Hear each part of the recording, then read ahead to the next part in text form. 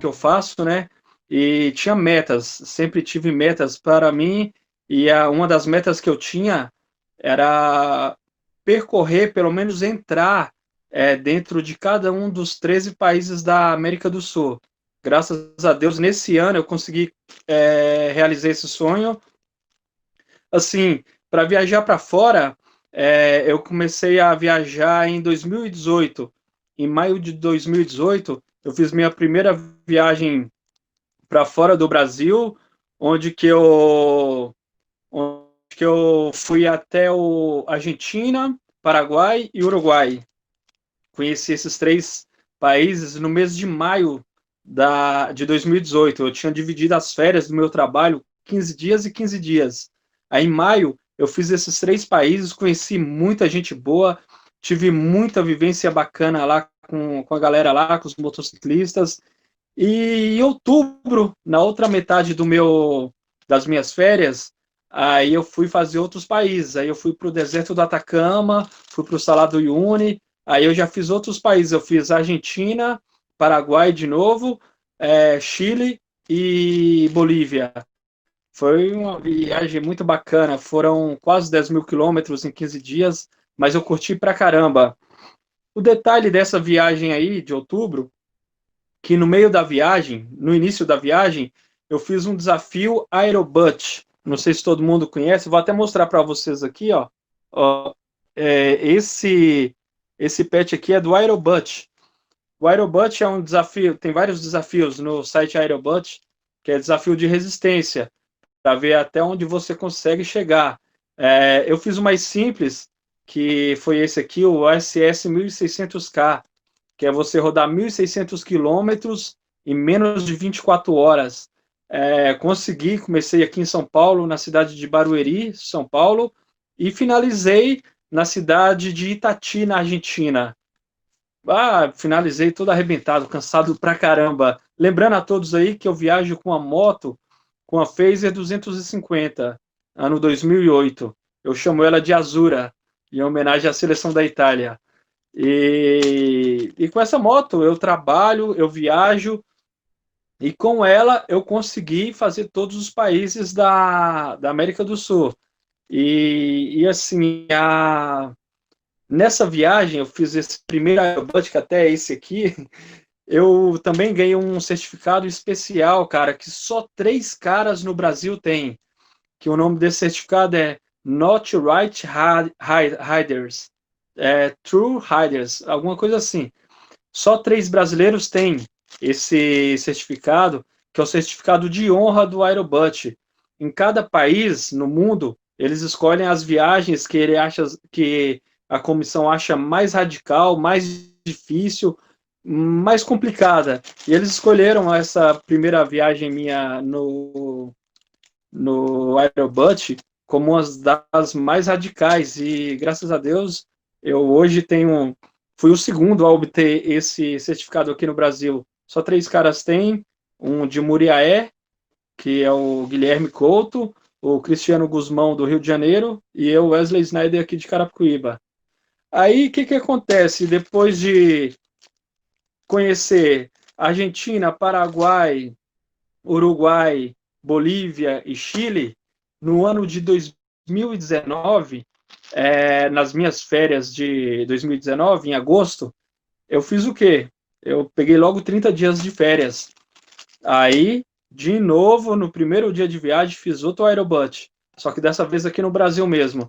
Eu saí de casa e fui até Corumbá, na divisa com a Bolívia. Consegui realizar mais um aerobutt, e esses desafios são muito cansativos, cara. Cansei pra caramba, mas graças a Deus deu tudo certo.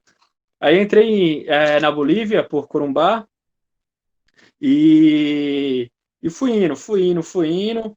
Aí depois da Bolívia eu cheguei para o Peru, aí fui subindo pela carretera pan-americana, subi o Peru, Equador, até chegar na Colômbia, onde que eu queria conhecer.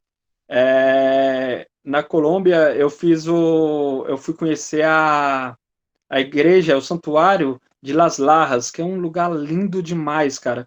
Foi considerado o santuário mais lindo do mundo em 2016.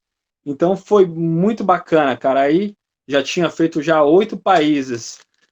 Aí nesse ano, no final do ano passado, quer dizer, em dezembro do ano passado, eu saí da empresa que eu trabalhava.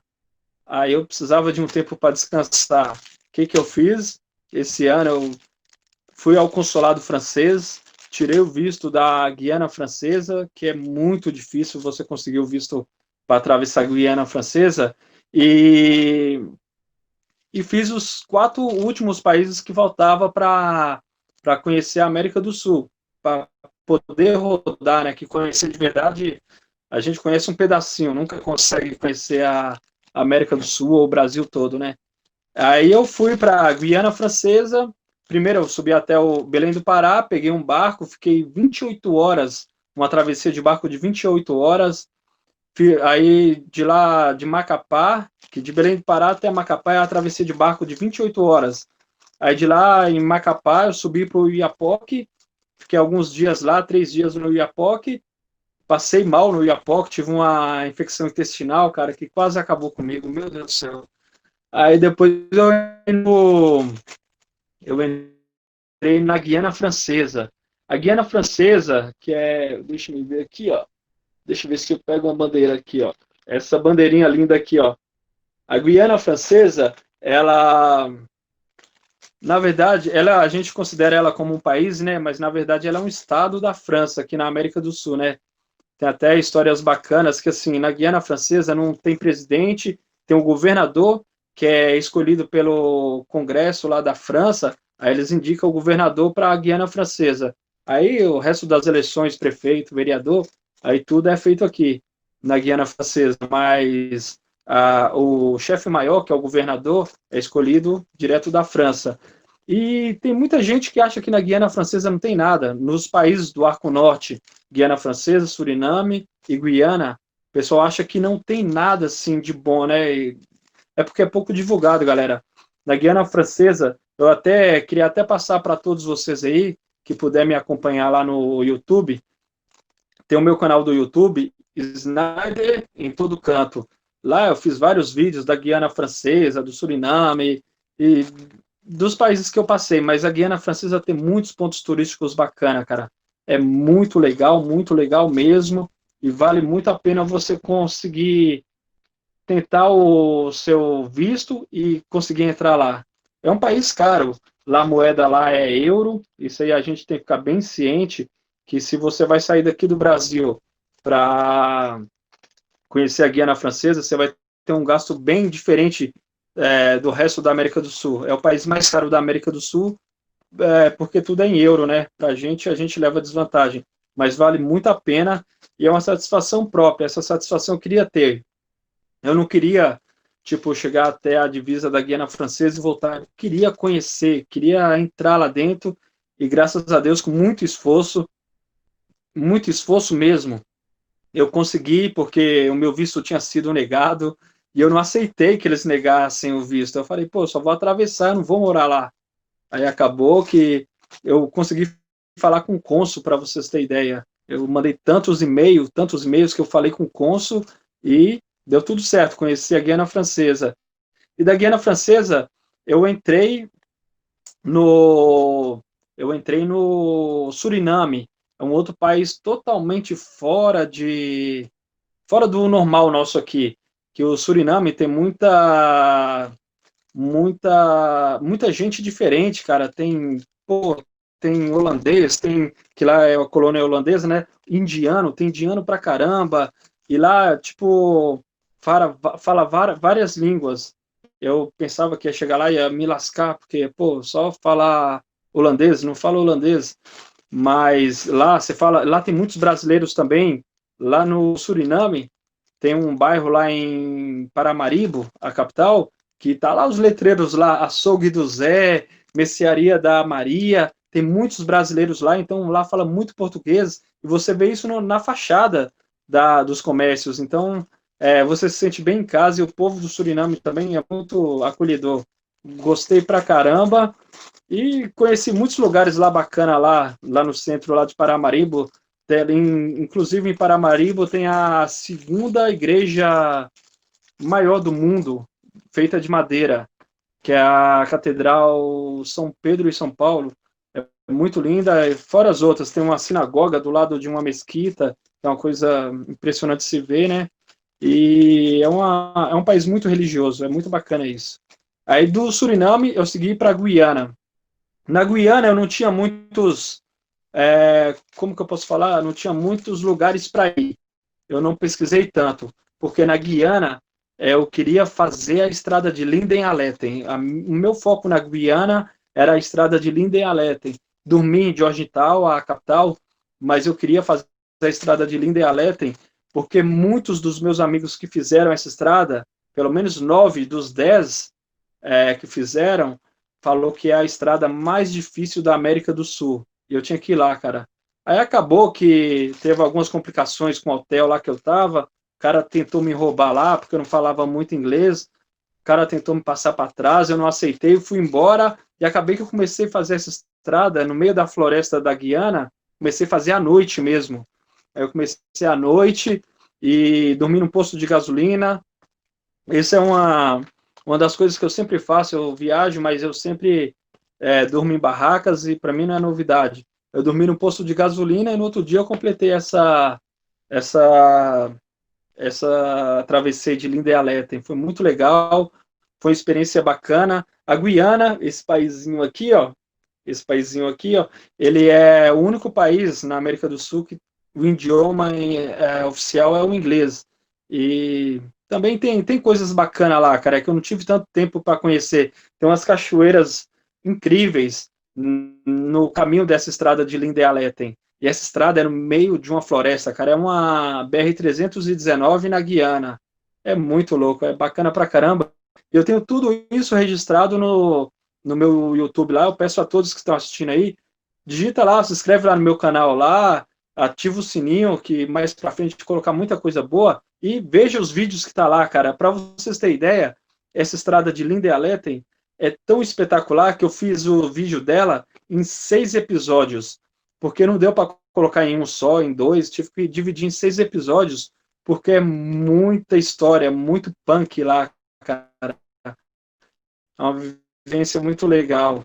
Aí saindo de Letem, eu dormi na cidade de Bonfim. Aí quando eu cheguei em Bonfim, que já é em Roraima, eu decidi fazer um desafio dos fazedores de chuva, que é o desafio Valente. Aí o que eu fiz? Fiz o desafio Valente, que o desafio se constitui assim, fazer todas as cidades de um estado, tirar uma foto em frente à prefeitura, você, a moto, na frente da prefeitura, entendeu? Aí eu fiz esse desafio aí, foi bem legal. Aí quando eu estava lá na cidade de Pacaraima, já divisa com a Venezuela, eu adentrei a Venezuela, rodei 200 e poucos quilômetros na Venezuela, não pude mais porque eles não queriam vender gasolina para mim, então fui até onde consegui e depois voltei. Consegui conhecer a cachoeira, uma cachoeira linda lá, Quebrada de Jasper, que eu também indico a todos, e dá para ir tranquilo, você que pensa em ir para a Venezuela, você consegue ir de boa, com a tranquilidade, pelo menos essa parte aí estava bem tranquilo, não tinha violência, não tinha nada. Aí daí eu retornei novamente, sentido Manaus. Aí, indo sentido Manaus, aí eu fiquei em Manaus 2 dias, conheci um pouco lá, né? E de Manaus eu fui para Porto Velho pela BR-319, que é chamada a Rodovia Fantasma. E nessa BR aí eu acho que foi o ápice da minha viagem, foi a parte mais bacana, cara, porque eu passei essa BR aí com a minha Phaser 250, que não é uma moto apropriada para estrada de barro. E assim, ó, a galera tá perguntando muita coisa, que é que eu falo demais, hein, pessoal?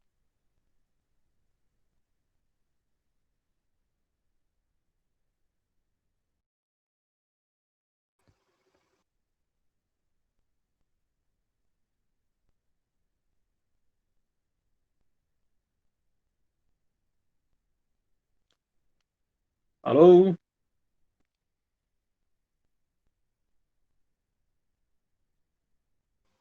Opa, Alô? consegue me ouvir, Snyder? Ô, tô ouvindo, caiu aqui, bicho. Eu fui mexer alguma coisa aqui. Tem algumas perguntas aqui, Ah, tô sim. adaptando aqui. Então, ó, lá em cima, é, perguntaram sobre como que você conseguiu, né, para fazer atravessar a fronteira do país da América Latina. Aí você meio que começou a responder. A Letícia disse que ela fez já esses 1.600 quilômetros em Alô? 18 horas. Também não fez, é Ô, 250. No seu caso, foi mais ou boa. menos esse horário que você conseguiu fazer, Snyder? Não, não, eu fiz no limite, pô.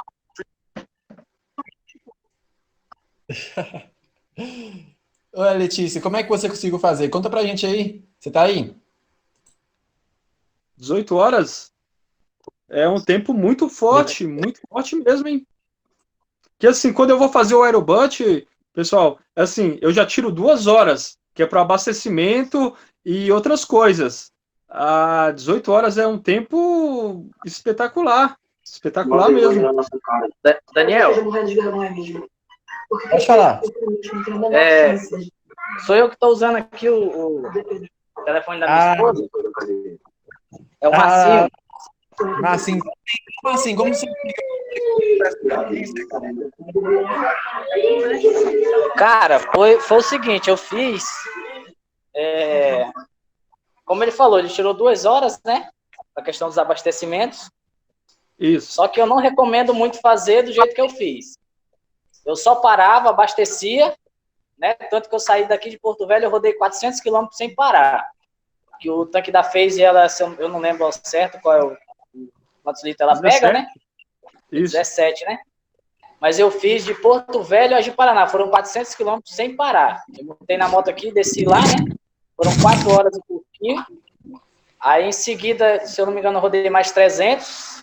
Então, minhas primeiras 2 paradas foram em média 700 quilômetros. Só parei, abasteci a moto e segui. Então, eu fiz de Porto Velho, eu não lembro qual foi a cidade ao certo, mas eu passei de Cuiabá. E de Porto Velho a Cuiabá dá 1.450 quilômetros, né? Eu saí de Porto Velho 2 horas da madrugada. E eu cheguei nessa cidadezinha em média 6h15 da tarde. Então eu rodei 18 horas aí, só parando para abastecer mesmo, entendeu? E seguindo. E eu fiz 2 alimentações só, parei para almoçar e 2 horas da tarde para 2, 3 horas só para fazer uma merenda.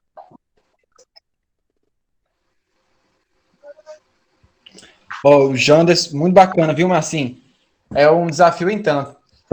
Depois, você já ouviu falar desse desafio que o Snyder tinha dito? Que é possível você oficializar isso? Sim, eu já tinha ouvido falar já, mas agora eu vou pesquisar mais a fundo aí para poder fazer novamente, né? Bacana. O Janderson falou que ele fez 1.200 km em 18 horas, só que foi numa GS 1.200. Não faz assim, a parte mais difícil, cara, é os 300 últimos km. Nesse último que eu fiz, o que eu fiz em Corumbá, eu tinha feito 900 quilômetros em 11 horas. Porém, depois o cansaço bateu, bicho. Bateu o cansaço e lascou. Quando eu fiz o primeiro na Argentina, teve uma hora lá que faltava 2 horas e meia e só faltava 50 quilômetros. E eu quase que eu não consegui, porque o cansaço e o sono bateu, que eu não tinha me preparado tão bem. Eu estava em viagem também, estava com a moto cheia para fazer uma viagem tipo de 10, 12 mil quilômetros. Então, estava muito pesado, então não tinha como correr. Além que as bolsas lateral seguram muito. Eu vou te vou te interromper rapidinho aqui. Israel Barbosa, você apertou em transmitir a sua tela. Clica nesse botão que está escrito aí, parar a apresentação, por gentileza, Israel. Israel, tem um botão aí bem na tela, parar a apresentação. Isso. Desculpa, Israel. Isso acontece, gente. É um Não, aplicativo, a não, gente se adapta aí. Ô, Snyder, você oi. estava falando, cara, me conta aqui uma coisa. E como que foi a questão da a recepção das pessoas, cara? Já teve alguma situação que você ficou tipo na mão e apareceu alguém? Me conta um pouco assim, se você encontrou alguém, talvez em uma história assim de algum encontro que você teve com alguém nessa estrada aí.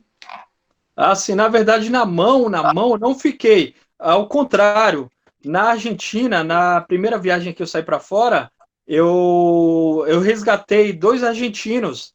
Em um dia eu parei para um argentino para ajudar um que estava com o farol derretido, então não tinha como fazer nada. Aí o que eu fiz? Eu arranquei um farol de milha da minha moto, instalei na moto dele e mandei ele embora. É, Eu tirei um farol de milha da minha moto e deixei ele ir para casa dele com farol de milha porque ele estava sem farol. Isso é legal que o pessoal de lá, esse menino mesmo, logo depois que eu cheguei na casa que eu ia ficar de apoio, pô, ele me ligou agradecendo e tal, e é uma amizade que eu fiz. E no outro dia, eu estava seguindo, sentido Monte Caceiros, já era noite, já era 7 e pouco, chovendo pra caramba. Aí o que acontece? Do nada, no meio da escuridão, eu vejo um farol mexendo. Falei, vixe, mais um. Aí encostei para ver o que era. Aí esse aí foi mais complicado. Ele falou que o motor dele fundiu. Falei, vixe, nossa, aí lascou. Mas só que eu sempre levo, é o que eu indico a todos. Eu, como eu viajo sozinho, sempre levo ferramentas, levo bomba, levo um monte de coisa para manutenção da moto, né? E eu levo 2 cordas. Levei essas cordas, amarrei no bagageiro da minha moto e falei para esse cara, ó, você pilota com uma mão e segura a corda com a outra. Você vê que não vai conseguir, solta a corda para você não cair. E eu arrastei ele debaixo de chuva aí 70 quilômetros, bicho. Esse dia foi punk, esse dia foi uma história daquelas. Nossa, realmente, viu? Arrastar, assim, e na chuva, né? Eu fico imaginando assim, ele segurando com a mãozinha ali, É. né? E pilotando ao mesmo tempo. E isso na rodovia, Mas acabou passando, foi dramático. Graças a Deus deu tudo certo. assim, graças a Deus mesmo. O Agnaldo estava perguntando aqui, qual o motivo, se você sabe o motivo, de não terem te vendido a gasolina? Sei sim, que o governo da Venezuela, eles não permitem vender para estrangeiros. Isso não foi para mim só, não, para brasileiro, não. Qualquer estrangeiro, acho que tem uma margem de quilometragem que eles não permitem vender gasolina. Porque é o seguinte, no Brasil, eu coloquei a gasolina em Pacaraima, R$ 6 o litro, quando aqui em São Paulo era 4 e pouquinho. Coloquei R$ 6 o litro lá, e na Venezuela era 12 centavos. Aí eles não queriam vender para a gente para evitar dos brasileiros ir lá comprar para revender. Daniel, Opa, pode falar. Pode falar, boa Ricardo. noite. Boa noite, Daniel. Boa noite, Snyder. Boa noite a todos os irmãos aí. Boa noite. Eu sou Ricardo, de Capelinha, Ricardo Oliveira, muito talvez conhecido aí como Ricardo e Cleide, casal mototurismo, né? E eu gostaria de fazer uma pergunta aí pro irmão Snyder, né? A parte aí do Atacama, acompanhei alguns vídeos dele também e pretendo em 2022, né? Snyder, a parte do Atacama em si, o que você teria a dizer em relação a dificuldades, perrengues, né? A gente sabe que alguns trechos, né, postos de combustível, abastecimento são distantes um do outro, alimentação. O que você teria a passar sobre essa parte do Atacama, Snyder? Ô, Daniel, um prazer falar contigo aí, bicho.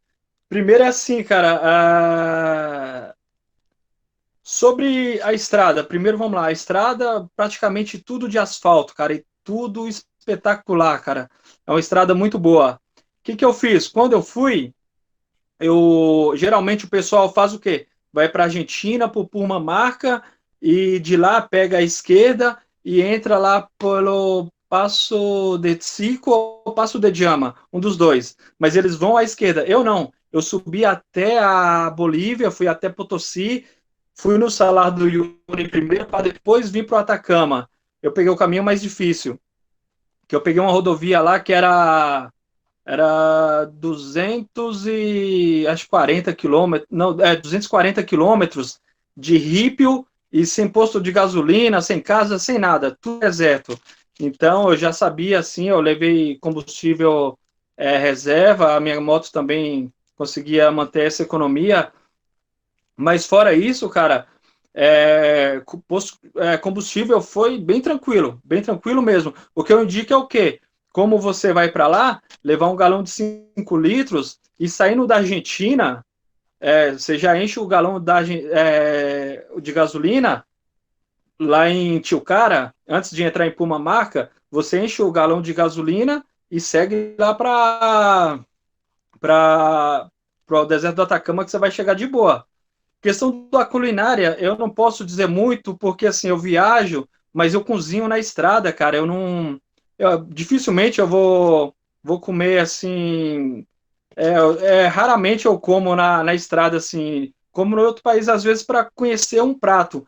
Mas questão de culinária, eu não sei dizer muito, não. O pouco que eu comi lá foi com os irmãos que eu fiquei de apoio lá e a comida é muito boa. Ô, Snyder, só uma outra dúvida para fechar aqui também é o seguinte: essa parte aduaneira, né? Essa Ah, parte de sim. documentação, tá? Boa, Pode falar boa. alguma coisa?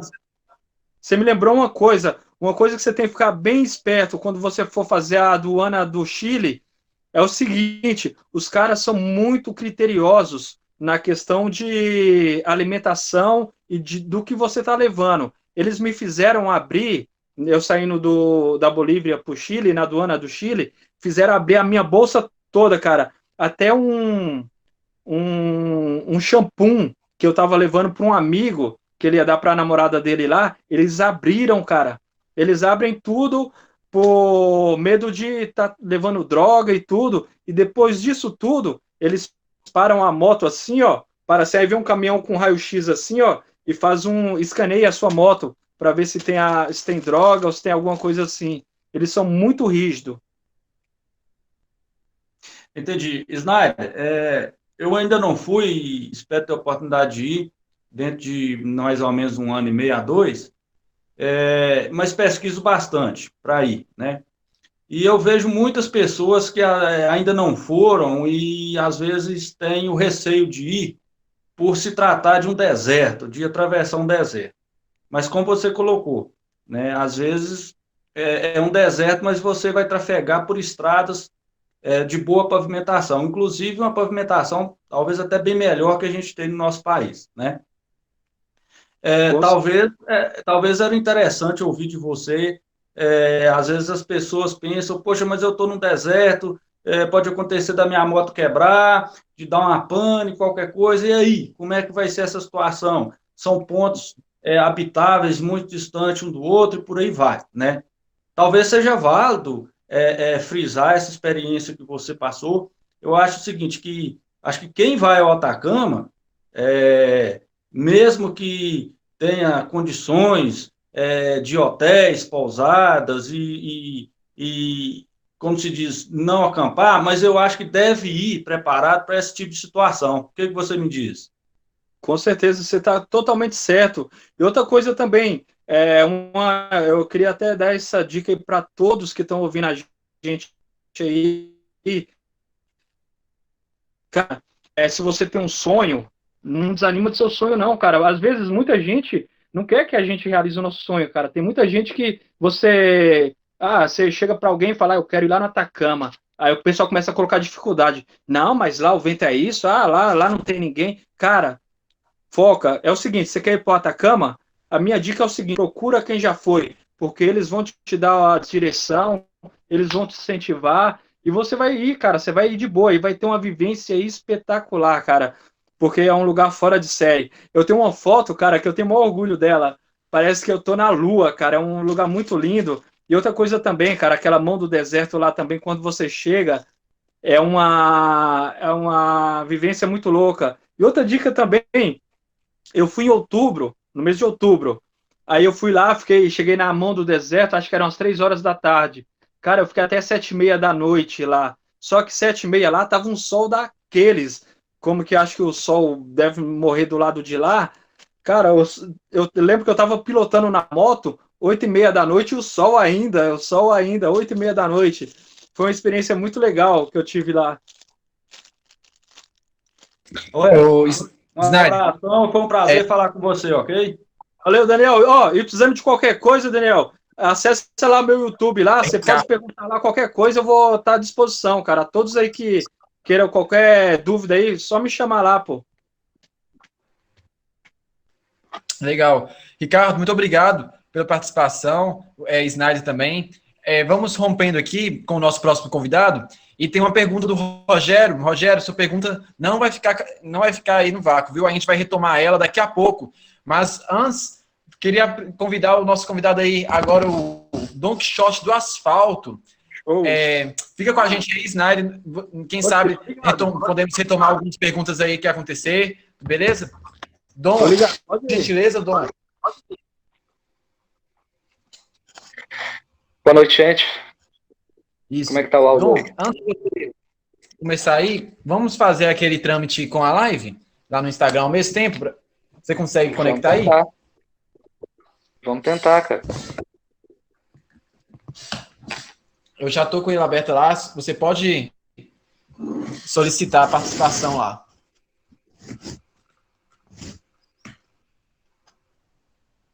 Acho que não vai rolar, Daniel, porque eu tô usando o celular, cara. Ah, não, tranquilo. Então só segue aí. A gente falou que não ia ter e tal, eu fiquei só no celular. Bom, mas então, boa noite para todo mundo. Eu fico muito grato pela oportunidade de participar. Nós somos aí 39 pessoas, 40, e o Brasil todo está representado aí, né? Galera do norte, galera do sul, do leste, do oeste. E eu fico especialmente feliz porque eu sou bairrista. Sou um motociclista bairrista. E tô vendo aí a galera do Vale do Jequitinhonha presente. Né? De Capelinha, Medina, pessoal de Diamantina. E, claro, aqui do norte de Minas também, né? Fico feliz de perceber a presença dos amigos e até de alguns ex-alunos, como é o caso de Gustavo. Meninos que estão começando agora a rodar de moto e tal. E mais feliz ainda, porque meus pais estão aí também. Papai e mamãe têm 70 e alguns, e estão aí participando. Então, para começar, benção mamãe, benção papai. E a ideia é da gente vir aqui para falar um pouco a respeito de minha experiência. Mas não é com a intenção de doutrinar, absolutamente. Falar das minhas experiências não tem a intenção de dizer o que é certo ou o que é errado, absolutamente. Mas como é que é a minha vivência com a motocicleta?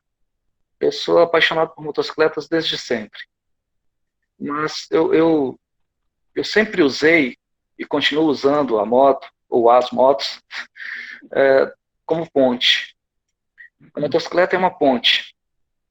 A motocicleta é uma ponte para conhecer gente. A motocicleta é uma ponte para conhecer gente e para provar todos os dias que nesse mundo amplo, esse mundão que o Sniper explora, que eu já explorei em certa medida e continuo explorando, e que todo mundo aqui tem seu planejamento para viajar por aí, esse mundo tão heterogêneo, não há nenhuma dúvida, a meu juízo, que esse mundo tem muito mais gente de bem do que o contrário. Então, a proposta é falar um pouco de empatia e motociclismo. Vocês sabem tão bem quanto eu que empatia originalmente significa a capacidade de projetar sentimentos em uma coisa. O senso comum tem uma outra ideia de empatia, né? Mas na origem do termo, empatia é isso, é você conseguir transferir sentimento para uma coisa, para um objeto inanimado. Empatia também é, ao fazer essa transferência de sentimentos para uma coisa, a tal coisa começa a ficar parecida com você. Então, eu tenho para mim que essa esse sentimento de empatia é exatamente o que todos os motociclistas ou motoqueiros, que ninguém se ofenda, porque se você fica ofendido com o termo motoqueiro, isso, a meu juízo, é uma prova de preconceito. Eu penso que o motociclismo é exatamente para derrubar os rótulos. Então, não há que se ofender se alguém que desconhece o nosso estilo de vida chama de motoqueiro, de motociclista. Isso é irrelevante, a meu juízo. Não estou dizendo que tenha que ser para você. Mas então, essa ideia, nós passamos a ser conhecidos pelas relações que a gente desenvolve, num primeiro momento, com nossas motocicletas. A gente coloca nome nas motocicletas, a gente tem um carinho enorme por elas, né?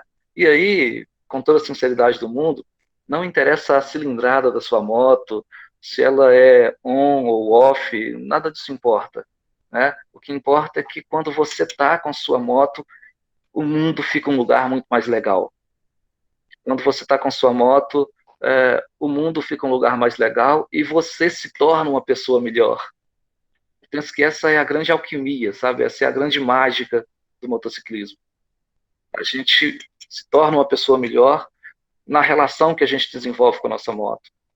E não são poucas as experiências que nós conhecemos, não são poucas as experiências que a gente tem para contar a respeito de como nós fomos apresentados a boas ações rodando de moto.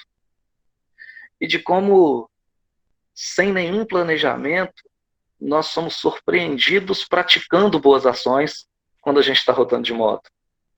Né? Quando o Wesley conta aí que ele arrastou o cara na corda, ele não planejou fazer isso. Você não saiu de casa pensando que vou sair, que eu vou arrastar alguém na corda, que eu vou levar gasolina. Eu não sei. Você não planeja nada disso. Você só faz. E você faz por causa do outro significado da empatia, que é a capacidade de se colocar no lugar do outro. Entretanto, a gente sabe bem que não é possível, a nossa espécie, não é possível que a gente sinta a dor do outro. Não é possível. Então, quando alguém pergunta, olha, você viajou para tal lugar, como é que era o vento? Você vai estar sempre falando do vento a partir da sua perspectiva. Se alguém pergunta a respeito do frio, você vai falar a respeito do frio a partir da sua perspectiva. Se alguém pergunta a respeito da dor, você vai falar a respeito da dor a partir da sua perspectiva. E nós temos percepções diferentes de tudo isso. Então, quando a gente sugere pensar empatia a partir disso que a gente gosta de fazer pra caramba, que é rodar por aí de moto, que é conhecer gente, é a ideia de que motociclismo não combina com nenhum tipo de preconceito. Motociclismo não combina com nenhum tipo de preconceito, motociclismo não combina com nenhum tipo de ostentação. E o que a gente percebe é que o movimento motociclístico cresce muito a cada dia, mas a gente precisa, toda vez que tem oportunidade, e toda vez que a gente tem lugares de fala, como esse aqui, né, que a galera do Águia de Cristo está proporcionando para nós, toda vez que a gente tem essa oportunidade, eu penso que a gente tem que aproveitar para dizer que comprar moto, qualquer pessoa pode. Qualquer pessoa pode comprar uma moto, com dinheiro, com crédito. Né? Agora, desenvolver essa relação de simbiose e de empatia com a motocicleta e, a partir da motocicleta, desenvolver essa relação com outras pessoas, lamentavelmente, não é todo mundo que pode. É exercício. A gente vai aprendendo isso. A gente vai aprendendo isso ao longo da viagem, ao longo da caminhada. E outra coisa essencial nessa construção de vínculo entre o motociclista e sua moto. Outra questão essencial é que a gente vai aprendendo ao longo do tempo a respeitar a máquina. A respeitar a máquina e a respeitar nossos limites. Eu respeito profundamente os meninos que fazem os tiros de 1.600 quilômetros, de 2.000 quilômetros e tal, que essencialmente é um teste de resistência também, né, de autocontrole. Isso é muito massa. Mas quando eu digo de respeitar a moto, é entender o seguinte: andar de moto não é algo que se imponha a ninguém. Nós sabemos bem dos riscos que significam a motocicleta, dos riscos aos quais nós estamos submetidos. Quem aqui nunca ouviu aquele tipo de comentário? Nossa, fulano de tal comprou uma moto, comprou. De repente é uma moto mais cara, né? 40 mil, 70 mil, ou 10 mil. Vai aparecer sempre alguém para dizer o seguinte: deve ser louco, por que não comprou o carro? Ou se você tem oportunidade de comprar mais de uma moto, vai aparecer gente dizendo: é doido de pedra, para que outra moto? Porque essas pessoas ainda não entendem essa relação de simbiose. Essas pessoas ainda não entendem como assim é possível esse amor por um objeto, por uma máquina. É que talvez essas pessoas não consigam entender que não se trata de uma máquina. Trata-se de uma extensão do nosso corpo. A motocicleta, para nós, e eu estou pedindo licença para falar em nome de muitas outras pessoas, para nós é algo visceral. E o mundo do motociclismo é algo tão envolvente que eu tenho profunda convicção de que vocês, bem como eu, que vocês conhecem pessoas que são motociclistas sem terem moto. Veja como isso é mágico. Há pessoas apaixonadas pelo movimento motociclístico. Há pessoas que participam dos eventos. Há pessoas nessa condição que não têm moto e nunca terão, mas que projetam esse desejo e essa empatia, este prazer, nas motos que estão ali expostas durante o evento, nos nossos coletes, no nosso estilo de vida. Então, eu quero aproveitar esse lugar de fala para lembrar para todo mundo dessa nossa necessidade, melhor dizendo, desse nosso dever até, de falarmos às outras pessoas acerca desses sentimentos. Porque, em especial, num mundo tão cheio de desconfianças como o que a gente vive, é natural que alguém olhe para a minha imagem, né, e ache que, por todos os padrões estabelecidos, que eu esteja fora do padrão. É natural que quando o Wesley conta que ele viajou por vários lugares e ficou 4 anos fazendo isso, que alguém pense: espera aí, mas ele não trabalha? Ele vive de quê? Ele não faz nada? E aí as pessoas começam a projetar um preconceito. Então, eu costumo dizer que a gente tem uma responsabilidade gigantesca quando carrega um colete, quando roda por aí de moto participando de eventos, quando leva, né, a filosofia do motociclismo adiante. A gente tem uma responsabilidade muito grande, em especial com aqueles seres humanos que são mais puros e mais ingênuos, que são as crianças. Que são as crianças que abrem um sorriso enorme quando a gente passa. Que são as crianças que com a mesma admiração olham para a motocicleta mais simples e menos cara entre todas as motos e querem fazer fotografia, e que tratam a motocicleta grandona e muito cara do mesmo jeito, com a inocência sagrada das crianças. A gente tem responsabilidade com aquela molecada que às vezes nos eventos param a gente para perguntar o seguinte: ô moço, o senhor tem figurinha? Os adesivos? É desse tipo de motociclismo que eu estou falando. Sem nenhum demérito às outras possibilidades. Mas eu penso que, em especial, nesse mundo de relações líquidas, de tudo muito transitório, tudo muito instantâneo, né? Especialmente em função das novas tecnologias como essa que a gente está usando, é nossa responsabilidade usarmos, volto a insistir, a motocicleta para fazermos ponte. Se você verificar os dados, vocês vão perceber, é muito provável que vocês tenham essa informação, mas a gente tem no Brasil mais de 30 milhões de motocicletas rodando. Nos últimos 10 anos, a quantidade de motocicleta no Brasil dobrou. De gente que trabalha com a moto, de gente que curte com a moto, de gente que usa a moto como ponte, de gente que corre risco em cima da moto todo dia. Então, ou a gente se une em torno de uma filosofia, e volto a insistir, capaz de construir ponte, ou a gente permite que a imagem, abre e fecha aspas aqui, do cachorro louco se espalhe por todos nós. E com todo o estigma negativo que isso tem. Então, eu volto a insistir, é nossa responsabilidade a promoção do bem. É nossa responsabilidade as ações de solidariedade.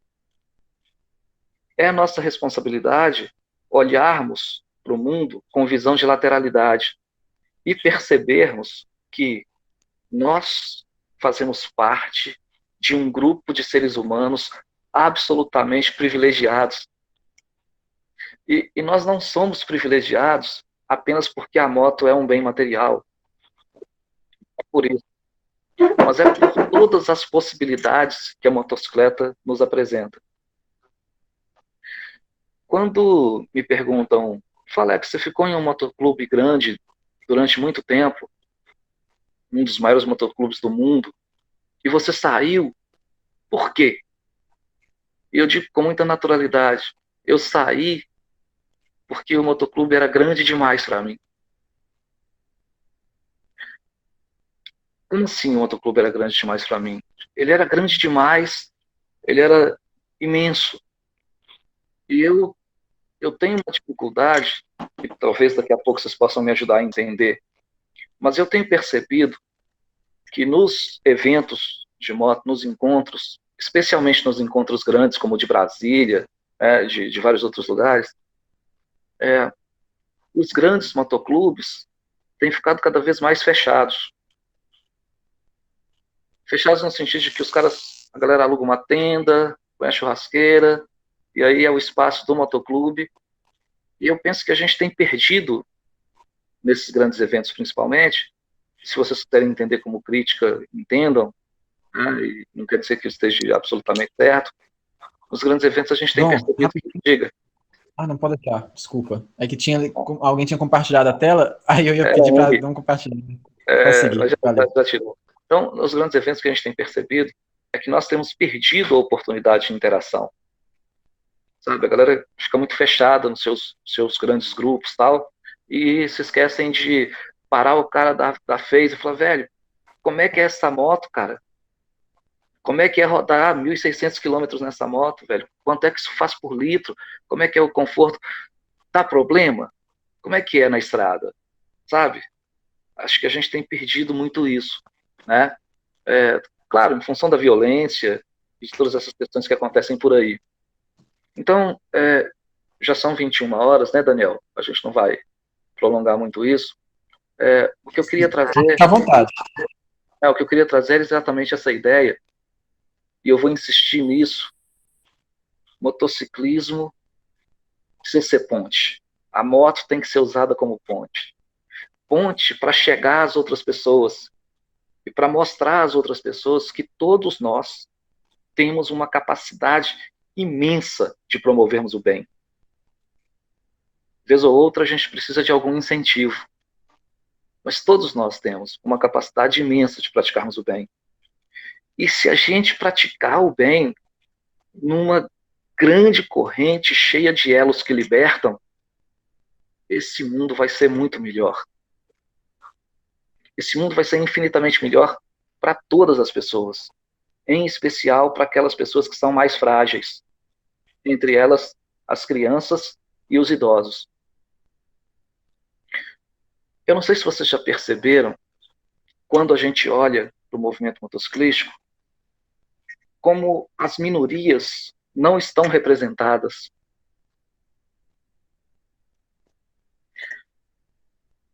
Eu vou fazer uma pergunta que, na verdade, é uma provocação. Mas é uma provocação para a gente pensar, não é uma provocação para a gente guerrear. Não é essa a ideia, tá? Mas quando a gente olha a 10 motociclistas, especialmente nos grandes eventos. Um grupo de 10 motociclistas, aleatoriamente. Especialmente, volto a insistir, nos grandes eventos. Quantos são negros?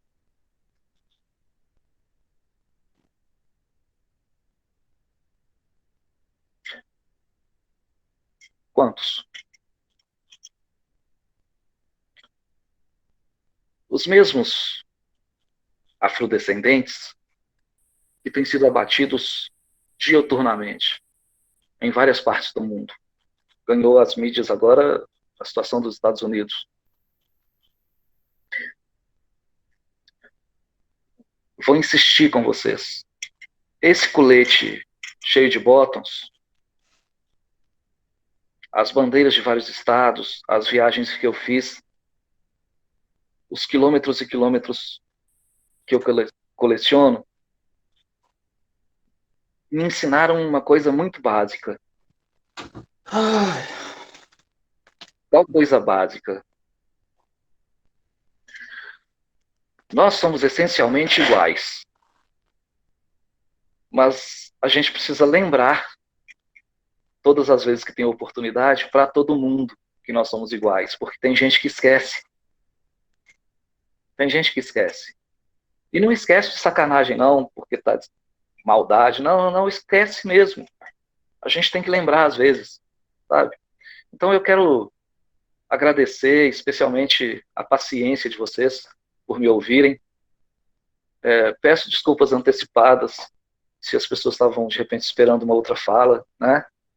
Mas eu não podia perder essa oportunidade de fazer mesmo esse alerta e falar das coisas que eu acredito que são mais essenciais, inclusive no ambiente motociclístico. E eu quero terminar a minha fala, ao menos essa fala aqui, desse monólogo, antes da gente bater um papo, com um texto que ilustra isso que eu estou dizendo, de estabelecer a ponte, para a gente pensar um pouco em tempos de pandemia, em tempos de distanciamento e isolamento social, em que nossas motocicletas estão mais paradas do que nós gostaríamos que estivessem, né? É um texto do Neymar de Barros. Se vocês puderem prestar atenção, eu fico grato. Diz assim o texto: eu detesto pretos, eu sem coração, eu perdido num coreto, gritando separação. Eu, você, nós todos, cheios de preconceito, fugindo como se eles carregassem lodo na cor. E com petulância, arrogância, afastando a pele irmã. Mas estou pensando agora, e quando chegar minha hora, meu Deus, se eu morresse amanhã de manhã, numa viagem esquisita, entre nuvens feias e bonitas, se eu chegasse lá, e um porteiro, manco, como os aleijados que eu gozei, viesse abrir a porta, e eu reparasse em sua vista torta, igual aquela que eu critiquei. Se a sua mão tateasse pelo trinco, como as mãos do cego que eu não ajudei, se a porta rangesse, chorando os choros que eu provoquei, se uma criança me tomasse pela mão, criança como aquela que eu não embalei, e me levasse por um corredor florido, colorido, nas flores que eu jamais dei.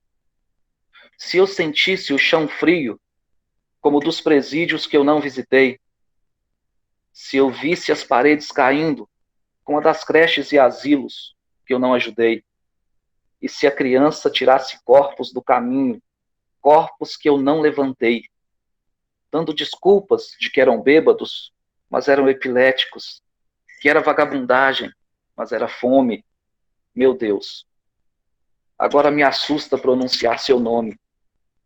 E se, mais para frente, a criança cobrisse o corpo nu da prostituta que eu usei, ou do moribundo que eu não olhei, ou da velha que eu não respeitei, ou da mãe que eu não amei. Corpo de alguém exposto, jogado por minha causa, porque não estendi a mão, porque no amor fiz pausa e dei, sei lá, só dei desgosto. E no fim do corredor, o início da decepção. Que raiva, que desespero. Se visse o mecânico, o operário, aquele vizinho, o maldito funcionário e até o padeiro, todos sorrindo, não sei de quê. Ah, sei sim, riem da minha decepção. Deus não está vestido de ouro. Mas como? Está num simples trono, simples como eu não fui, humilde como eu não sou. Deus decepção. Deus na cor que eu não queria. Deus cara a cara, face a face. Sem aquela imponente classe. Deus simples. Deus negro. Deus negro?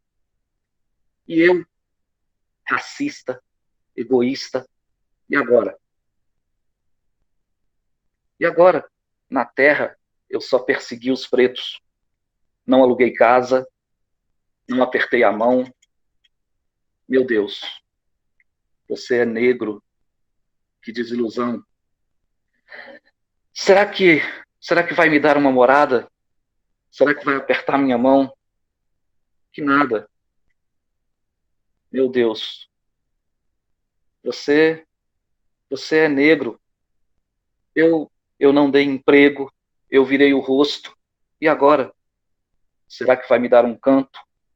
Vai me cobrir com seu manto? Ou vai me virar o rosto no embalo da bofetada que eu dei? Deus, eu não podia adivinhar. Por que você se fez assim? Por que se fez preto? Preto como um engraxate, aquele que eu expulsei da frente da casa. Deus, pegaram você na cruz e você me pregou uma peça. Eu me esforcei à beça em tantas coisas e cheguei até a pensar em amor, mas nunca pensei em adivinhar sua cor. Motociclismo é ponte, senhores. É ponte. Motociclismo não combina com preconceito, não combina com discriminação, nem com ostentação. Motociclismo é ponte. Grato pela paciência de todos. É com você, Daniel. Valeu. Opa, Dom, cara, tipo assim, que digestão, né, que a gente tem que fazer disso tudo que foi falado. E ao mesmo tempo, não sei todo assim, mas é possível demais se familiarizar assim com esse sentimento. Quando você estava falando algumas coisas, me veio algumas lembranças na mente. E, pessoal, podem comentar. A gente se estende alguns minutos a mais aqui, por mais que tenha passado, mas a gente se estende, é tranquilo. Eu só tenho um comentário aqui que passou, Dom, que é sobre meio que uma pergunta, que eu queria ver se você podia falar um pouco. O Orobobo Claro. Motoclube, ele falou assim, Dom, conta pra gente como começou o Moto Solidariedade de Couto Magalhães. Tá. Fala um pouquinho. Sim, o Moto Solidariedade, cara, é um projeto que a gente começou, como os meninos estão lembrando aí, no Alto Jequitinhonha. Couto Magalhães é uma cidade pequena, eu sou de Diamantina, mas todo mundo que é de Couto Magalhães é de Diamantina, porque não tem hospital, a gente nasce em Diamantina. É uma terra que eu amo de paixão, meus pais vivem lá, e lá tem uma casa de acolhimento. Não sei se todo mundo sabe, mas o Vale do Jequitinhonha é uma região materialmente pobre. E essa casa de acolhimento recebe pessoas, essas pessoas que a gente citou aí no poema do Deus Negro, gente sem nenhuma condição material, gente em sofrimento mental, inclusive. E meus pais sempre ajudaram materialmente, na medida do possível, a casa, essa casa de apoio. Bom, então, há 6 anos atrás, no final do ano, percebendo essa necessidade material, aqui em Montes Claros. Eu comentei isso com alguns amigos, Jorge, uma galera aqui, e os caras abraçaram a causa. E aí começou, e esse movimento ganhou uma dimensão, uma proporção gigantesca, e hoje pessoas dos mais diferentes lugares participam. Todos os anos a gente faz o início do ano, e nós conseguimos várias vitórias, como por exemplo, a Casa de Apoio recebe toda semana a feira de frutas e verduras de uma rede de supermercados. Então as pessoas hoje têm segurança alimentar, as pessoas recebem material de higiene, ou seja, a gente está praticando o bem. Eu tento não postar fotografias e essas coisas todas, porque eu penso que eu venho de uma ordem que me ensinou desde muito cedo que caridade com publicidade é vaidade. Mas, enfim, a gente sabe que tem uma galera que pratica muito as ações filantrópicas, né? Exemplos que a gente pode citar correndo o risco de estar sendo injusto com tantos outros que nós não vamos citar aqui, porque a gente não tem nem tempo e nem memória para lembrar de todo mundo. Mas tem a galera do Contendas, né? No Norte de Minas inteiro, com o Henry, com a galera toda que faz esse trabalho. Eu tenho, assim, um orgulho imenso de ter contribuído na criação de um grupo que é o Caburés do Asfalto, que, assim, que nasceu em Capelinha num contexto muito atípico, e a galera se espalhou, Medina, um monte de lugar, e tem uns meninos jovens, uma galera do bem pra caramba, e todo mundo ajudando como pode, né? Então é nesse sentido que eu insisto. Motociclismo para esse quixotesco entusiasta da educação. Se não for para ser ponte, não serve. É isso. Muito bacana. Então, caso queira conhecer um pouco mais sobre esse projeto do Moto Solidariedade, tem algum telefone de contato? Claro, assim, tipo, algum site? pode falar comigo no telefone, vou colocar aqui no 38998 9866 tá? Joga no grupo também, vou estar jogando lá no grupo. Isso, e a casa de apoio chama-se Casa de Acolhimento Porto Seguro. As pessoas podem fazer contato direto, é um projeto filantrópico lá da cidade. Além disso, Daniel, o que eu, fora aqui do colete, sou educador, e as pessoas estranham muito, porque às vezes a gente está numa região muito provinciana, né? As pessoas ainda veem TV, e incontáveis vezes as pessoas me convidam para ir à televisão para tratar de educação, né? E eu acabo indo assim, aí a pessoa acha que eu estou fantasiado. Eu não estou fantasiado, eu sou assim. É assim que eu sou, cara, eu não estou fantasiado. E aí a gente tem tido a oportunidade de divulgar isso, né? De mostrar que por trás dessa carapaça aqui, a gente sangra, a gente sofre, e a gente se alegra também, percebendo que, volto a insistir, tem muito mais gente boa no mundo do que o contrário. É que aquela galerinha que está desviada acaba fazendo mais propaganda, tá? Mas é isso. Pessoal, alguém quer comentar alguma coisa? Snyder, se quiser comentar alguma coisa, fica à vontade. Ricardo, Daniel. Sim, tá a Letícia. Fica à vontade, pessoal. Daniel. Opa, pode falar, Edivaldo. Daniel, Edivaldo, Capelinha. Fala, meu irmão. Eu sou membro do Boto do Asfalto e estou presidente do Caburé do Asfalto, o grupo criado pelo nosso irmão Sandrinho aí, né? Muito querido irmão, que é nosso conselheiro até hoje do Caburé. O Sandrinho sabe da minha aversão a esses grandes encontros maiores. Eu sempre prezei muito aos pequenos encontros. E faço isso baseado no mercantilismo que se tornou esses grandes encontros. Eu queria saber a posição do grupo quanto a isso, o mercado que virou esses encontros mais famosos. Edivaldo, deixa eu só responder isso aqui de maneira mais direta, porque a gente se conhece, graças a Deus, né? E, assim, eu digo que os grandes eventos se profissionalizaram. Então, na condição de evento, eu até entendo que a profissionalização seja necessária por segurança, por estrutura, por tudo isso. Eu entendo. Não sou obrigado a gostar, não é? Mas entendo. Agora, o que eu penso que é grave, Edvaldo, e aí, de novo, se as pessoas querem entender como crítica, eu me coloco à disposição para discutir, se não aqui, em outro lugar, não é? O que me incomoda muito é essa ideia da ostentação latente, sabe? Das pessoas, às vezes, com suas máquinas milionárias, e quando eu digo máquina milionária, tanto faz se ela custa 5 mil ou se ela custa 100 mil reais.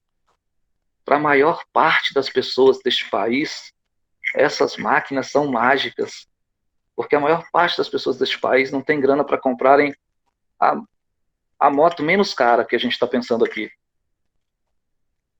Sabe? Então, eu penso que os eventos se agigantaram, se profissionalizaram, mas isso que a gente chama hoje de motociclismo raiz, né? Isso meio que está se perdendo. Então, como eu entendo, e volto a insistir, a meu juízo, que esta é uma questão de mercado, do próprio ambiente capitalista, que não dá para lutar contra isso, porque tem toda uma engenharia financeira, né, por trás disso, e ela é justificável. O que eu tento fazer? Eu tento participar de todos, na medida de minhas possibilidades, e tento, toda vez que tenho oportunidade, inclusive nos eventos grandes, de, tendo lugar de fala, alertar as pessoas para essa necessidade de, nos pequenos ou nos grandes eventos, a gente construir pontes. De, nos pequenos ou nos grandes eventos, a gente parar para ouvir e para conversar com as pessoas. Sabe? Eu acho que isso tem faltado. Eu tenho visto irmãos que ostentam o mesmo colete virarem as costas para outros irmãos. Eu tenho visto isso com uma frequência que me assusta, sabe? E a gente viaja por aí, né, Wesley? A gente às vezes percebe muito isso, né? E aí, quando a gente para ajudar um irmão e tal, já passaram 2, 3 caras com o mesmo colete dele e não pararam, velho.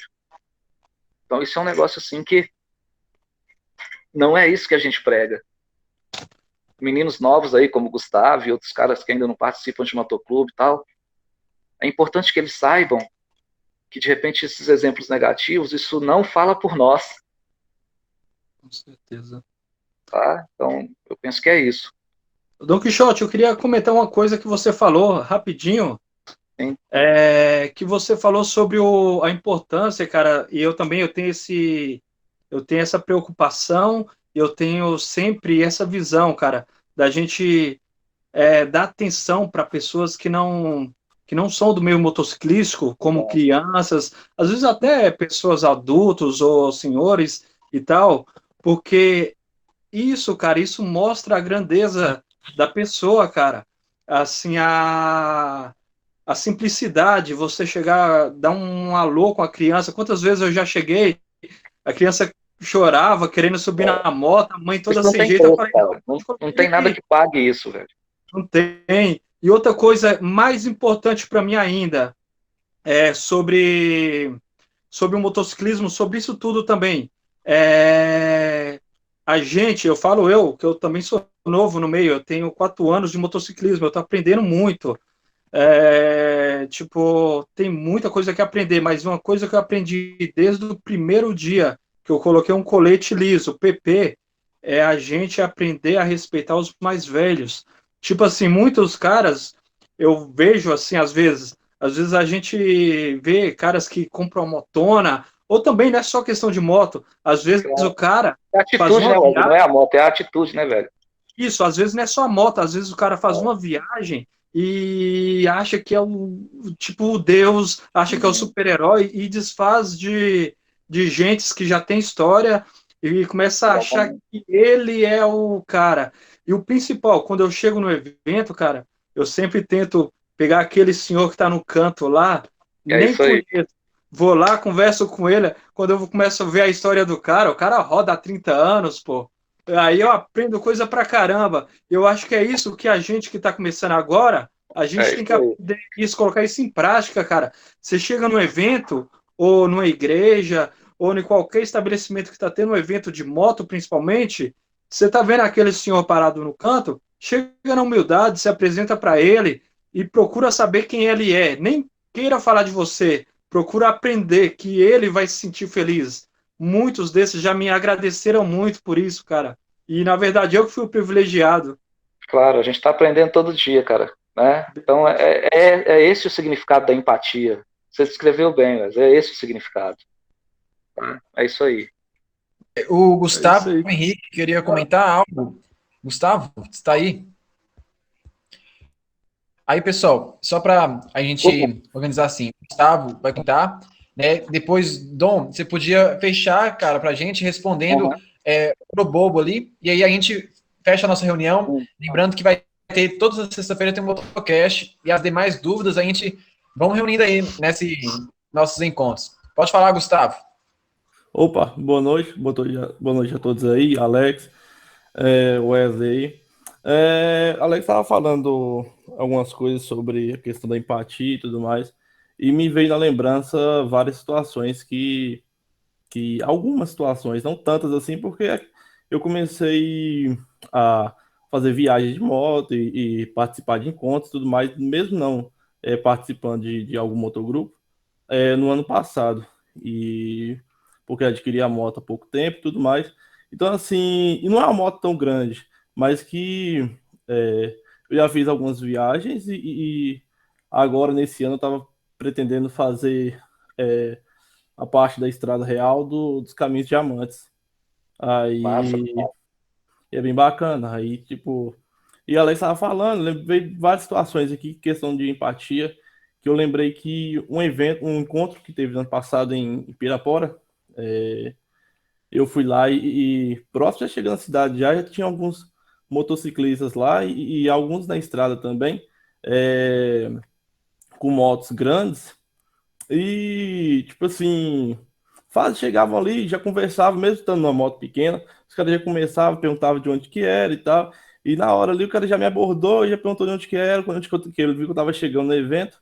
Aí já na entrada da cidade, aí ele já se apresentou também, falou que ele tava numa BMW, uma S1000RR, uma carenada, e falou que veio de Ribeirão Preto, em São Paulo. E que tinha chegado no dia anterior, que estava gostando bastante do evento e tudo mais. Aí perguntou se eu já tinha algum lugar para ficar e tal. Eu falei que tinha, que ia ficar na casa de um colega meu. Aí ele já falou que já estava descendo lá pro evento de novo. E já para poder descer lá, e que tinha a galera os amigos deles que vieram com ele de São Paulo, já para poder sentar lá com eles lá e trocar ideias sobre questão de viagens e tudo mais. Aí acabou que eu peguei o contato dele, encontrei com ele lá e peguei o contato, a gente foi conversando. Então, assim, você vê que, independente da cilindrada, eu tava com a 150, ele tava com a 1000. Então, assim, cara, pessoas que gostam de motos, entendeu? Então, assim, gostam de conhecer pessoas novas, participar de encontros. Então, isso, a gente fica feliz, muito feliz, né? Quando a gente encontra uma situação dessa. Você vê, igual teve um outro encontro de moto também, em Porteirinha, ano passado. Você vê, no meio da estrada teve um problema com a moto de um colega nosso, aí você vê pessoas que já estavam indo pro encontro, vários motociclistas parando e tal, perguntando se precisava de alguma ajuda e tal, estava tudo certo. E você vê também que eu queria, não sei se tem alguém aqui que é de Porteirinha, esqueci o nome do motogrupo de lá, que assim, que... Amigos dos amigos. Isso, que ajudou a organizar lá todo o evento lá o encontro que teve lá em Porteirinha. Amigos dos amigos, a galera lá é forte. Pois é, e lá, rapaz, eu achei bem bacana, assim, foi um evento que eu participei que me chamou muita atenção, porque lá, além de ter todo o evento lá no centro da cidade, eles disponibilizaram um clube que tem lá na cidade para as pessoas que... Isso, o campo, para chegar lá, as pessoas poderem dormir e tudo mais, e ficarem lá, tinha tinha acesso a tudo, piscina, banheiro, chuveiro quente, tudo lá. E foi bem bacana. E tinha no outro dia cedo, teve um café da manhã lá, bem grande pro pessoal e tudo mais. Assim, você vê assim, sem cobrar nada de ninguém, entendeu? Então, assim, é um negócio que você vê que tá no sangue mesmo. E você estava falando a questão de status e tudo mais. Teve tem um cara que eu acompanhei no YouTube há pouco tempo, o canal dele chama Diário do Prezi. Ele lança, durante o vídeo, ele vai falando sobre as viagens dele e tal, e ele falou que duas mensagens que ele deixou durante o vídeo, uma era, quando chegar ao topo não é ter a maior e mais cara moto, e é conseguir se sentir realizado com a que tem. A melhor moto é a que você tem, velho. Sempre vai ser Pois assim.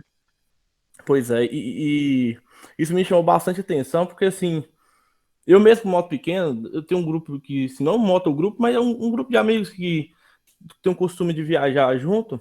A gente sempre consegue fazer boas viagens bacanas, assim, tem muita história para contar. É bem bacana isso, mesmo que não tenha uma moto grande, não dê para ir a algum lugar tão grande igual o Wesley, fazer uma viagem de 1.600 aí num dia, mas já dá para divertir bastante. E outra coisa também que ele falou que chamou atenção, que ele falou bem assim, status é comprar coisas que você não tem com dinheiro que como é que é? Status é comprar coisas que você não quer com dinheiro que você não tem, a fim de mostrar para a gente que você não gosta uma pessoa que você não é. É isso aí, Gustavo. Pois é, então assim, então não adianta. Show, gostei da reflexão. Escreve essa frase aí, velho. Muito bom. Cara, Pois é, e isso chama bastante atenção, então assim, porque você tem uma moto cara, tem muita gente que vai no evento e vai lá só para poder expor o que ele tem, ou fica contando vantagem e tudo mais, aí já não é bacana, assim, você vê que eu já vi várias situações como essa, de diversos encontros que eu fui e tudo mais, então assim, pessoas que iam apenas para mostrar, às vezes ficava tirando de giro, muita gente ficava incomodada por causa do barulho e tal, e vendo isso ainda continuava insistindo e tudo mais. Então, assim, é coisa que não somam, entendeu? Assim, não acrescenta em nada, assim, a gente no meio do motociclismo. É bom a gente poder fazer viagens, conhecer pessoas novas, pegar, principalmente pessoas que já têm assim, uma bagagem maior, se pegar a experiência com a pessoa sobre questão de, igual estava falando do deserto do Atacama. Eu pretendo ir ainda, né? Tiver uma moto melhor e tudo mais, tiver uma condição financeira melhor para poder estar indo, eu vou estar indo. E aí é bom você ver essas dicas, assim, questão de mecânica, de documentação, como é que é na fronteira e tudo mais. Sempre que possível você está adquirindo essas informações com a pessoa que já foi, é bem importante. Então era isso aí mesmo que eu queria estar falando. Obrigado aí pela oportunidade aí. Um abraço aí a todos. Daniel Toronto, você me permite só um segundinho, só dar uma complementada? É Romero aqui do Rio de Janeiro. Roberto, isso aí, cara, pode falar. Só complementar um pouquinho que o Gustavo falou aí, que o Dom também falou aí, né? Eu ingressei no meio de motoclubes, né? Aproximadamente 6 anos atrás, né? E meu primeiro contato, né? Foi por um convite de amigos, né? Que a gente andava de bike, né? Aqui no bairro, e uns amigos tinham moto, né? Pô, Romero, vai rolar um motoculto aqui perto e tal, não sei o quê, vamos lá e tal. Eu falei, cara, mas eu não tenho moto. Não, mas vamos lá, beleza. Aí nós combinamos, eram quatro amigos, 3 de moto e eu numa bicicleta elétrica. Então, assim, é aquele negócio, cara, a gente começa, né, com o que a gente pode, com o que a gente tem. E para piorar, assim, e mais engraçado ainda que num determinado momento no motoculto, né, quem é de motoclube evangélico aí sabe que a gente tem aquele momento que a gente usa o nosso chofar, que dá aquelas aceleradas, né? E nem nesse momento eu consegui tirar a onda, porque a bicicleta elétrica não fazia barulho. Mas é isso aí, faz parte. Hoje, graças a Deus, 6 anos depois, Eu estou aí com a minha motinha, eu tenho uma Mirage, uma Kazinski Mirage 250. Bela moto.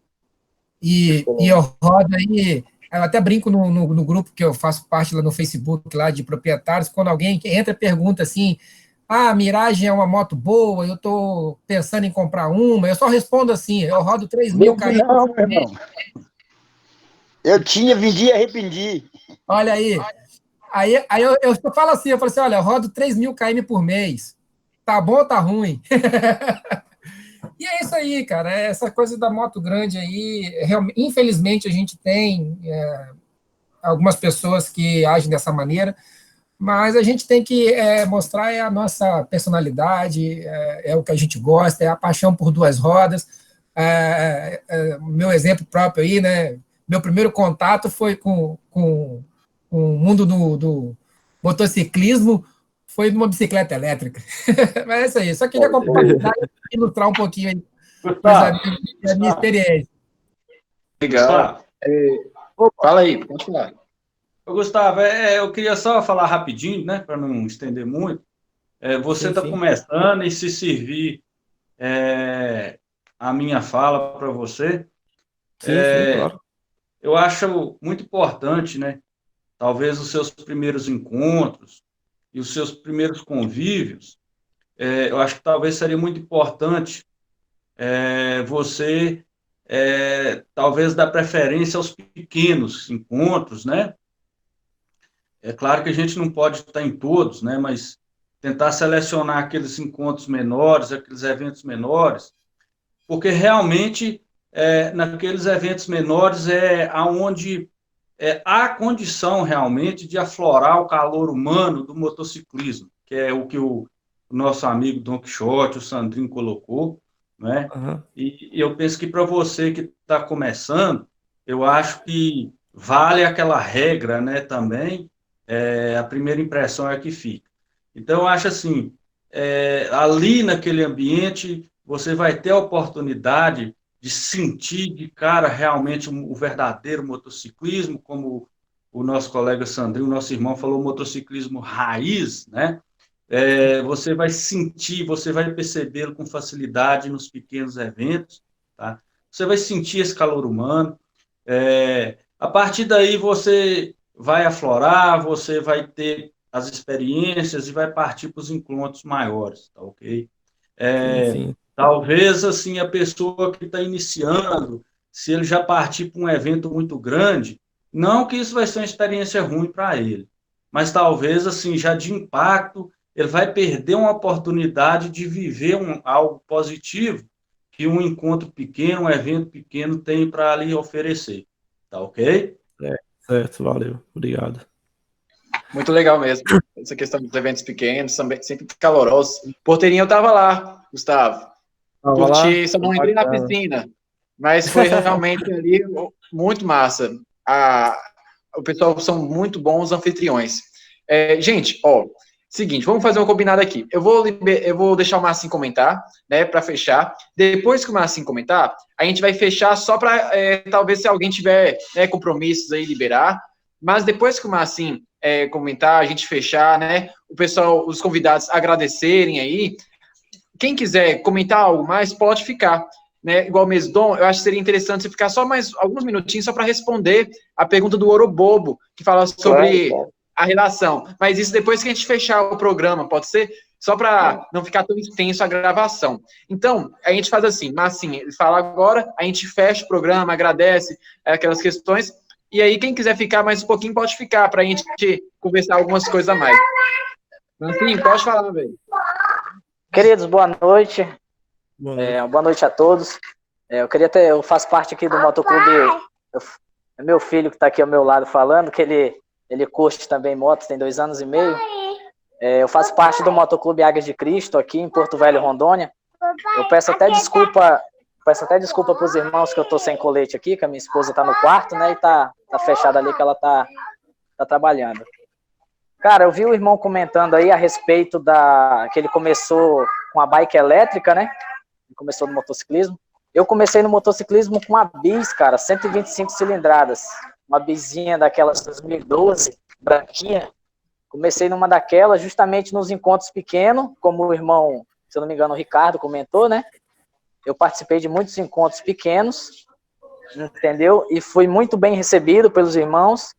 E, cara, uma coisa, eu não sei aí com vocês, mas aqui no Norte, uma coisa que as pessoas prezam muito é pela irmandade, cara. Pela irmandade. Aqui, independente da cilindrada, independente de raça, de tudo, a gente preza pela irmandade. Cara, eu já fiz viagens aqui com o pessoal de estar de BMW 1200 e eu numa Bis 125 e eu não ficar para trás, cara. Eu não ficar para trás. Junto, pega junto. Chegamos juntos. Aqui atrás, se você olhar hoje eu tô numa Super Teneré 1200, mas eu comecei com uma Bis, cara. Comecei com uma Bis, entendeu? Nós fizemos uma viagem para o Rio de Janeiro no ano de 2018. Eu estava numa Transalp 700. Nós saímos de Porto Velho em 6 motos. Passamos em Cuiabá, encontramos o presidente de Cuiabá, numa Vestron 650, certo? Somente moto grande, de alta cilindrada, para fazer realmente a viagem longa, que era o 19 anos do Águia de Cristo, lá em Nova Friburgo, no Rio de Janeiro. Quando nós chegamos em Paranaiguara, Goiás, nós encontramos com o nosso presidente lá. Ele tinha uma Shadow 600, se eu não me engano, 2001, a Shadow dele.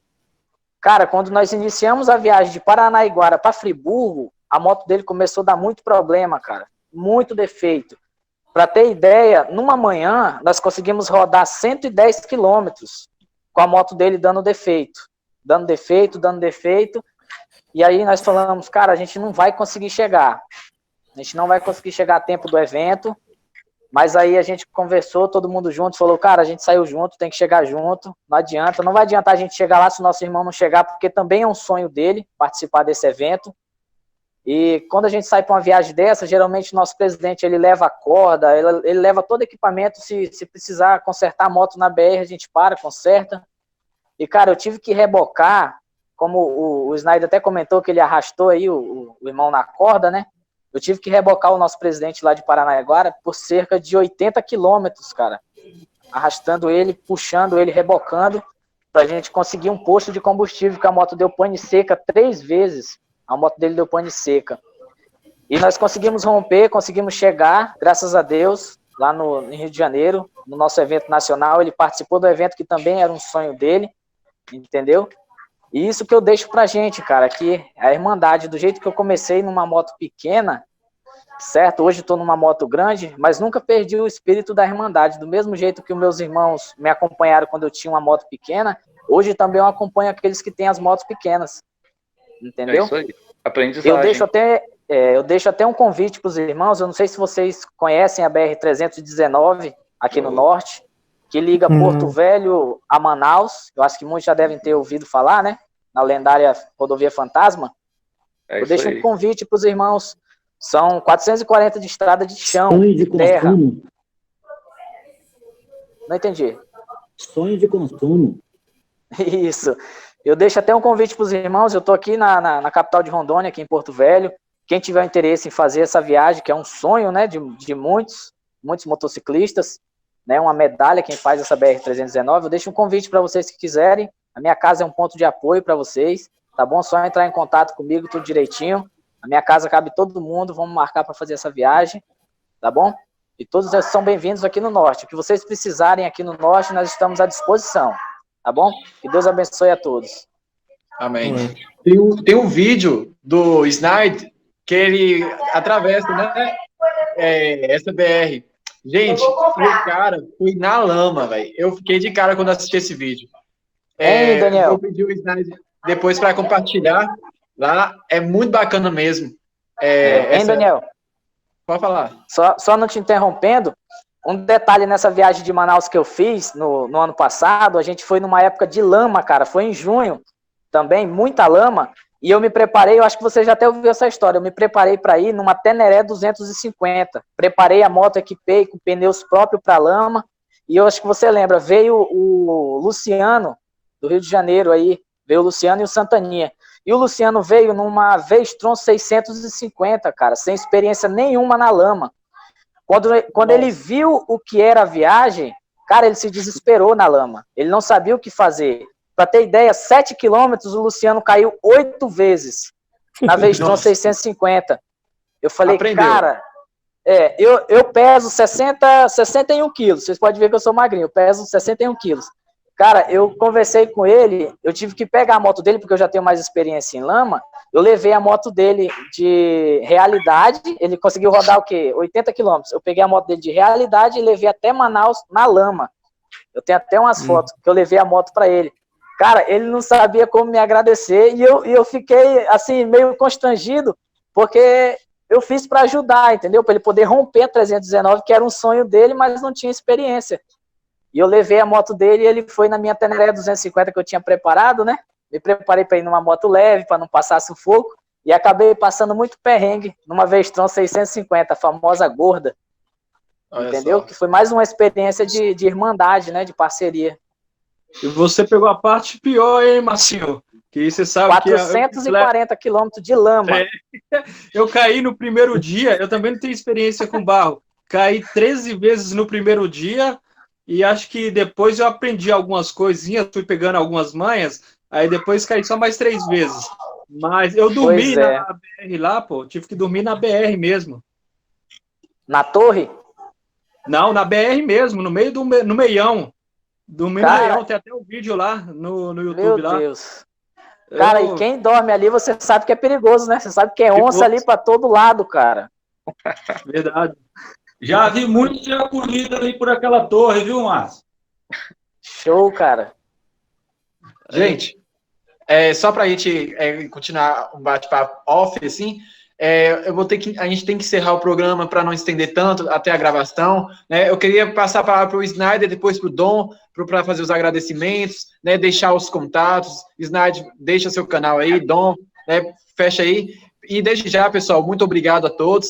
Toda sexta-feira tem Motocast, encontro online sobre motociclismo, ou seja, é um lugar para a gente falar sobre moto, olhar na cara do outro aqui, mesmo que distante, né? E torcer para esse Covid-19 acabar logo. Legal, legal. Então, vamos lá. Queria agradecer a todo mundo aí, cara, pela paciência com a gente aí e dizer que o Motocast aí tá de parabéns. Esse tipo de trabalho é legal pra caramba, que a gente uniu motociclistas de várias partes do país, com várias histórias diferentes, e a gente só vai aprendendo um com o outro sempre. E queria dizer também a todo mundo aí, você motociclista aí, independente da classe social que você tem, cara, independente da moto que você tem, se você tem um sonho, corre atrás dele, cara, tenha determinação, persistência e principalmente muita fé em Deus, que uma hora você vai realizar seus sonhos, e isso é bacana pra caramba, cara. Só essa palavra para todos vocês aí, mantenha sempre o foco e busque os seus sonhos. Obrigado mesmo a todos aí. A gente agradece, Snyder. Foi muito bom e a gente agora é parceiro, viu? A gente vai querer você mais vezes aí para ajudar nas conversas, nas histórias. Pode contar comigo sempre. Eu queria aproveitar já e deixar aí para vocês aí o YouTube novamente. É Snyder em todo canto. Acessa lá, tem os vídeos para você ter ideia. Eu tive que separar o vídeo lá da BR-319 em 9 vídeos, que eu gravei muito, tem muita queda, cara. Vocês vão ver muita queda, vocês vão ter dó de mim lá. Eu acordei na barraca, assim, depois que eu dormi no meio do meião lá da 319, acordei assim, chovendo, acordei 2 horas da manhã com rugido de onça. Meu, foi dramático. Vocês vão gostar muito. Mandei o link do seu canal no nosso chat, vou mandar lá no grupo também. Dom, por gentileza. Obrigado. Galera, eu quero mesmo agradecer a oportunidade, ovacionar a iniciativa dos irmãos do Águias de Cristo, dizer que, na medida das minhas muitas limitações, no que precisarem eu estou à disposição. E eu quero encerrar com uma frase que eu sempre digo aos meus muitos alunos por aí. Às vezes, a molecada mais jovem olha para mim e fala assim, professor, você acredita em Deus? Eu costumo dizer o seguinte, olha, quem tem filhos e roda de motocicleta não pode se dar ao luxo de não acreditar em Deus. Mais que isso, tem que contar com a mão de Deus no guidão da motocicleta. Então, Eu fico feliz demais da pandemia ter nos unido. Fique com Deus todo mundo. Abração. Benção, papai. Obrigado. Então, mais que vocês estiverem aí. Amém. Então, fica aí mais um pouquinho para a gente responder do Ouro Bobo aí. Sim, Pessoal, beleza. muito obrigado. Toda sexta-feira tem Motocast. Eu vou fechar aqui a gravação. E quem quiser ficar aí mais um pouquinho, pode ficar. Mas desde já está dispensado aí. Se alguém tiver, né, quiser sair, essa é a deixa, sabe? Então, muito obrigado, Snyder e Dom. Snyder, se quiser sair, pode ficar à vontade também. E Dom, fala isso, respondendo ao Ouro Bobo. A pergunta, cara. Cadê a pergunta do Urubu? A pergunta dele foi sobre o personagem fictício. A associação. Sim, vou achar a pergunta aqui. Aqui, Eu ó. achei aqui, ó. Por curiosidade, qual a sua associação do personagem da ficção Don Quixote com o motociclismo? Cara, Cervantes é um mago da literatura, né? Mas o personagem Don Quixote é atemporal, né? Porque, embora visto pela sociedade como insano, o Don Quixote é tudo menos louco. O Don Quixote é a representação da esperança. A representação da esperança que luta ingenuamente contra os moinhos de vento, lá em Cervantes, mas que no nosso cotidiano são dragões reais.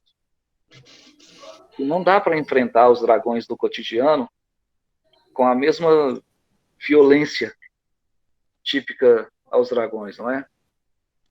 O que a gente tem aprendido e a associação que eu faço com o motociclismo é que a gente precisa aprender a aproveitar a distância da viagem entre o ponto de partida e o ponto de chegada. A gente precisa aprender isso. Então, o Don Quixote com seu cavalo motorizado, essencialmente um eterno aprendiz.